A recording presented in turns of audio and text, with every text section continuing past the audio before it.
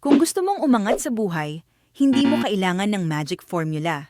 Wala ring shortcut to success kahit ilang motivational videos ang panoorin mo. Ang kailangan ay ayusin ang ilang ugali at tularan ang ginagawa ng mga tunay na successful na tao. Una, clarity. Alam nila kung ano ang gusto nilang ma-achieve.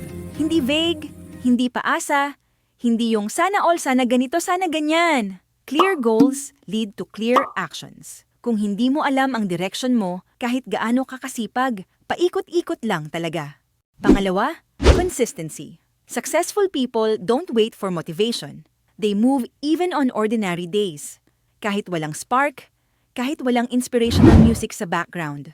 Small, steady progress builds long-term success. Kahit hindi biglaan, basta tuloy-tuloy, walang susuko. Pangatlo, continuous learning. Hindi sila tumitigil mag-upskill, nag-aaral, nagbabasa, nagpa-practice. Alam nila na ang income mo laging sumusunod sa skills mo. Pang-apat, money discipline. They manage their finances with intention. May system, may budget, may savings. Hindi sila nagpapadala sa impulsive spending. Hindi yung add to cart, check out then, bahala na si future me. Financial control creates financial stability. At masarap sa pakiramdam yung hindi kinakabahan tuwing petsa de peligro. At panghuli, opportunity mindset.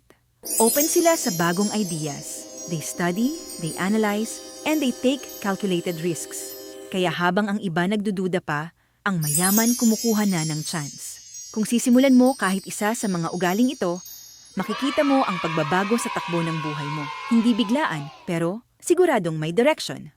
Comment mo if agree ka dito. At alam ko magiging successful din tayong lahat. For more insights about growth, money, and success, follow Piso at Pangarap.